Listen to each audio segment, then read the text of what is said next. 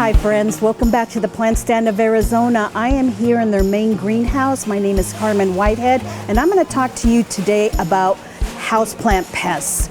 We love our houseplants, we want them to be healthy, but sometimes they get little critters in them, little pests that can really harm them, if not kill the plant.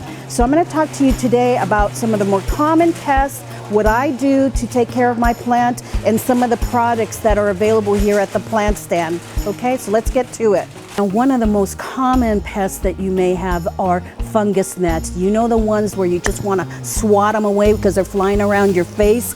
And that happens when you have tropical plants that are moist. They come and lay eggs and larvae in your soil and fly around in your home. Now there's a couple of ways you can take care of that. You can put a little yellow sticky strip that we're going to put a picture right up here of right into the plant. That will take care of the adult flying ones that are already in your home.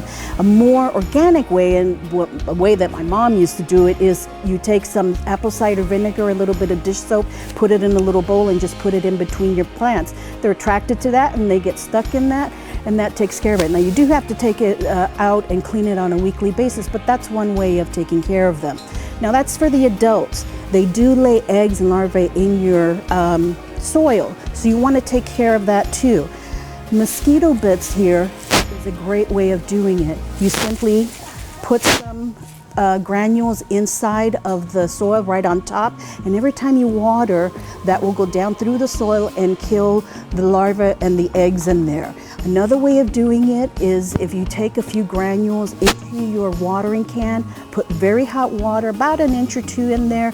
So with that hot water, you're basically steeping the granules, almost like a tea, but you don't want to pour it into hot water into your plant. You're going to add cooler water to that and pour that into your plants, and that will go right through the soil and kill that larvae and eggs. So that's one way of doing it, or just simply putting the granules on top, and every time that you water, that will go through and kill the larvae and eggs. So that's more of systemic way of doing it, and the little sticky strips are to kill the adults.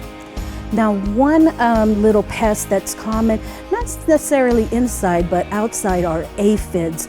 Roses are popular here in Arizona, so they love roses. So if you see aphids on your roses, you can use this insect repellent here to kill those. Also, the insecticidal soap works wonders too. And if you don't have these and you want to go a little bit more organic, you can do a mixture of 1 part alcohol, rubbing alcohol, a few dashes of soap, dishwashing soap like Dawn, and then about 4 or 5 parts of water, and spray that on there. A little bit more, home remedy type of way to get the aphids off of your roses. Now, if you have houseplants, you have probably heard of mealybugs. They are tiny little white critters that have little legs, and they just destroy your plants. One way of doing it very organically is simply using straight rubbing alcohol. Take a cotton swab and take that mealybug right off of the plant. That's if you have a very small infestation, but if you have something bigger, maybe just simply taking some insecticidal soap and spraying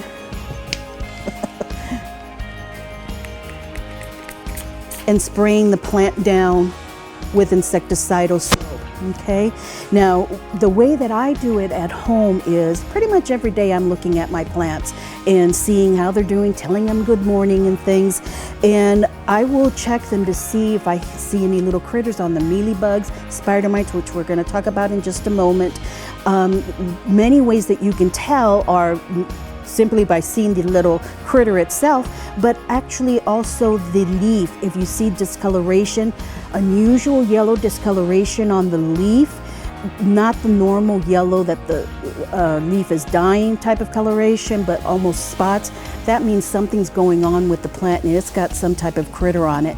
What I do is I remove that plant immediately from where it's at, and I put it in a section in my plant room called ICU. And that area is for plants that are recovering from pests or I'm doing propagations or something like that. And it will be treated there and stay there for however long it takes for that plant to recover. It could be a week, it could be months, but I want to make sure that it is completely pest-free before I send it back out into the other house plants. And if you do have a plant that has bugs, make sure that you check the plants that were around it, that they didn't crawl over or jump over to those plants also. But insecticidal soap and some rubbing alcohol are a wonderful way of getting rid of mealybugs. Now, another very common pest is spider mites. And some plants are actually more susceptible to spider mites than others. My calathea had a real hard time with spider mites, and the way that I found it is actually little webbing. They usually like to hide out right where the stem or the petiole meets the leaf, right in there in little crevices. And the pest itself is very hard to see, but they do have little webbings that is more visible to you, and that's how you can tell that they're there. Once you see that, like I said, remove the plant from the area. You can spray it down with some insecticidal soap and wipe it down to make sure that you get all of the visible webbings off, and leave it in your ICU area away from other plants. Now, what I do is I treat it pretty much on a weekly basis, keeping an eye on it, making sure that those spider mites do not come back, and I'll treat it again. It may get treated up to 3 times before I put it back into the other house plants. One way to prevent getting these, I'm talking about ways to treat once you have them, but one way that you can prevent getting a lot of these is using the neem oil. Now, neem oil is organic, very common. This is already a mixed form, but you can get it in a concentrated form where you mix it into a spray bottle with water and use that. Now, you can simply, see if this is open, spray it on. And this is something that you can do on a monthly basis, on a weekly basis, and wipe down the leaves. Not just, let me move it forward here. Not just the top of the leaf. It's very important that you get the bottom of the leaf. Isn't that correct, Bentley? Yes. So you get the bottom of the leaf too. So when you're going through watering and making sure that your plants are okay, taking off any dead leaves, look on the underside. Look in the petioles to see if you see any bugs and if the foliage has any strange coloration on it. That is how you're going to find the pest. You give it some insecticidal soap if you do see that, or you can treat it with, too many bottles, or you can treat it with some neem oil for some preventative measure. Just making sure that you wipe the top of the leaves and the bottom of the leaves. So there you have it, friends. Those are some of the most common, or I guess more popular pests that you may come across with your plants.